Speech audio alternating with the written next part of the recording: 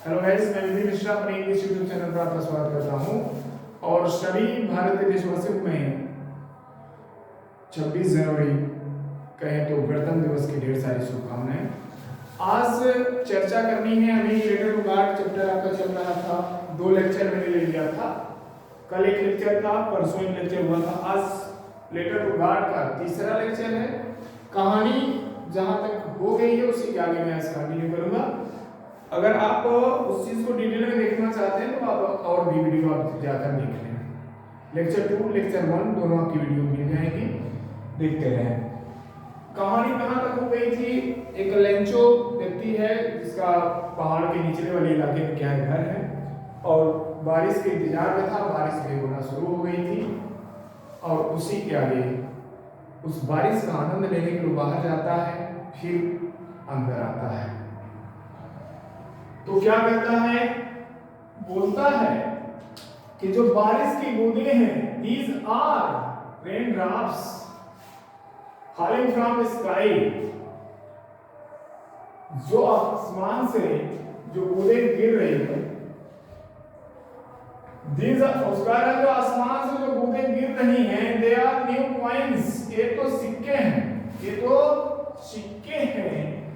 उसने तुलना किया कि बिग ड्रॉप्स जो बड़ी बूंदें हैं, द 10 सेंट पीसेस, मतलब कह सकते हैं, अगर आप उदाहरण के लिए समझ लें तो 100 रुपया मान लीजिए, इसको मान लिया या 10 रुपए मान लेता है कि जो बड़ी वाली बूंदें हैं उसको 10 रुपए के समान मानता है, लेकिन जो छोटी बूंदें हैं उसको कहता है कि 5 रुपए के समान है।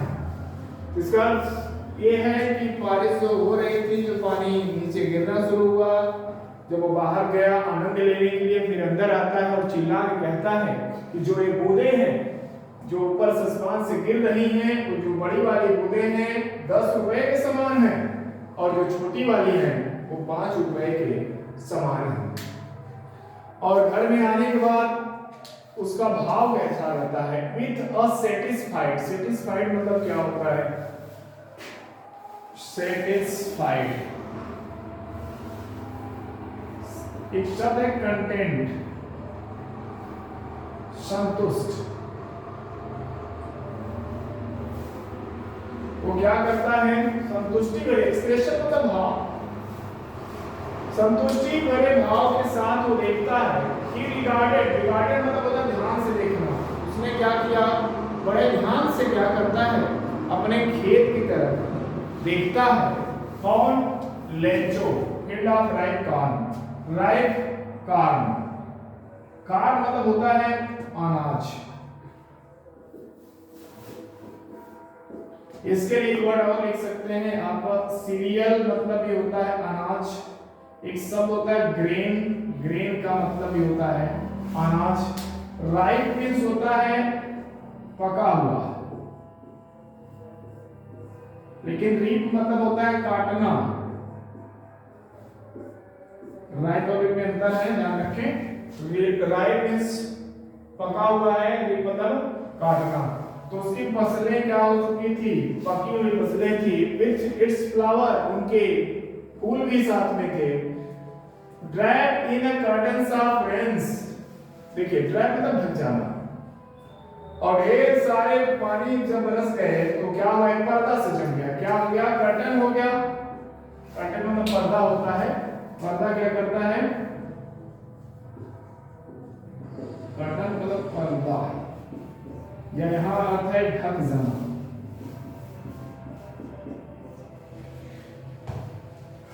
एक आवरण सा हो गया। ट्रैप का मतलब क्या है? आवरण सा बन गया, जिससे पानी मतलब पानी भर गया था उसके खेतों में। जब ध्यान से देखा तो पानी भर गया था। पहले तो चिल्लाया कि 10 रुपए हैं बड़ी वाली बूंदे, फिर बाद में चिल्लाया कि 5 रुपए हैं। फिर पानी पूरे अनाज जो पका हुआ था उसमें फूल भी उसमें लगे हुए तो उसमें पानी भर जाता है। अब उसकी टेंशन थोड़ा सा बढ़ती है। अब हुआ क्या? बट मतलब लेकिन, और सडनली, सडनली होगा अचानक, स्ट्रॉन्ग विंड, हवा, जोरदार हवा, बिगेन टू ब्लो, ब्लो मतलब होता है बहना, ब्लो का मतलब होता है बहना। हवा क्या होने लगी? बहने लगती है। And along with the rains, साथ में बारिश भी। हवा के साथ बारिश भी शुरू हो गई। लार्ज बड़े बड़े, हेलस्टोन्स मतलब हो रहे ओले बिगेन टू फॉल, बड़े बड़े ओले क्या होने लगे, पड़ना शुरू हो गए। अगर आप देखें बिगेन के लिए, बिगेन मतलब होता है प्रारंभ करना, ठीक है। इसके लिए शनानी में आपका set of, set in, set about, ये सब का मतलब होता है प्रारंभ करना। और मीनिंग आप लिख सकते हैं कमेंस, इनिशिएट, ये सब का मतलब होता है प्रारंभ करना या शुरू करना। अब देखेंगे बिगेन टू फॉल, ओले क्या होने लगे, पड़ने लगे।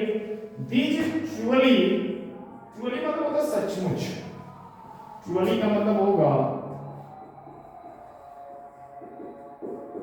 सचमुच।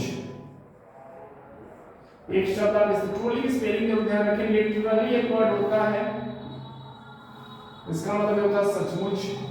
एक वर्ड आप इस्तेमाल कर सकते हैं एक्चुअली, इसका मतलब होता है सचमुच या वास्तव में। एक शब्द आप इस्तेमाल करते हैं इनफैक्ट, एक शब्द होता है इंडीड, ये सब का मतलब होता है सचमुच या वास्तव में। तो this truly did resemble, resemble का मतलब होता है किसी के समान बिल्कुल दिखाई देना।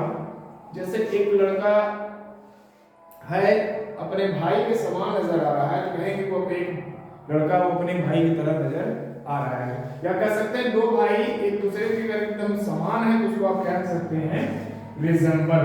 ध्यान रखें एक शब्द होता है टेक आफ्टर, टेक आफ्टर का मतलब भी होता है किसी के समान दिखाई पड़ना।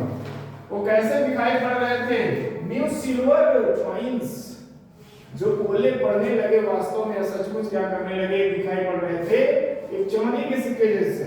अब उनके घर के जो बच्चे थे लड़के, एक्सपोज करना, बाहर आना। एक्सपोज का मतलब तो और अलग अलग सेंस में इस्तेमाल किया जाता है। एक्सपोज मींस होता है आपका उजागर करना। एक शब्द आप इस्तेमाल कर सकते हैं अनवेल, एक शब्द और आप इस्तेमाल कर लीजिए अनमास्क। अनवेल और अनमास्क एक्सपोज करना, उजागर कर देना।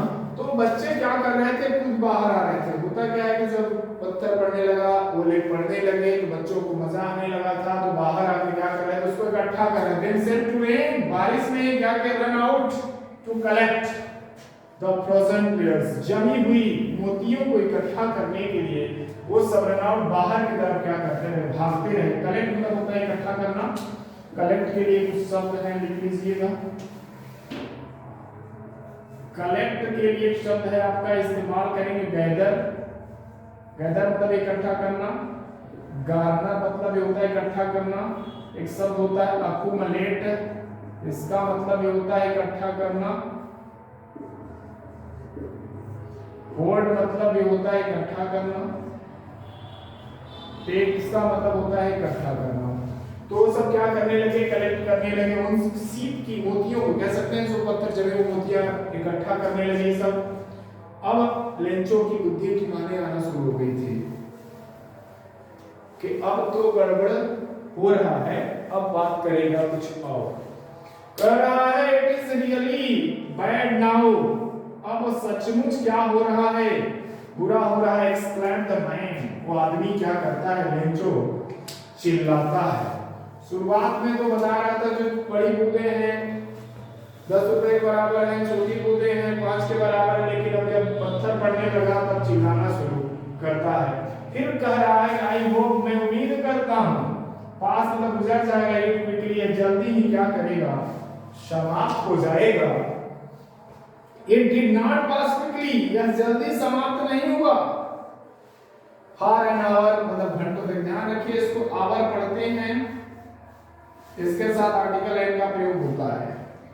The hail rain on the house, जो बारिश के साथ साथ जो पत्थर पड़ा है वो घरों पर पड़ गया, उसके बगीचों में पड़ा और पहाड़ के किनारे। हिल का मतलब क्या हुआ, पहाड़ के किनारों पर हिल जो शब्द है इसका मतलब होता है माउंटेन।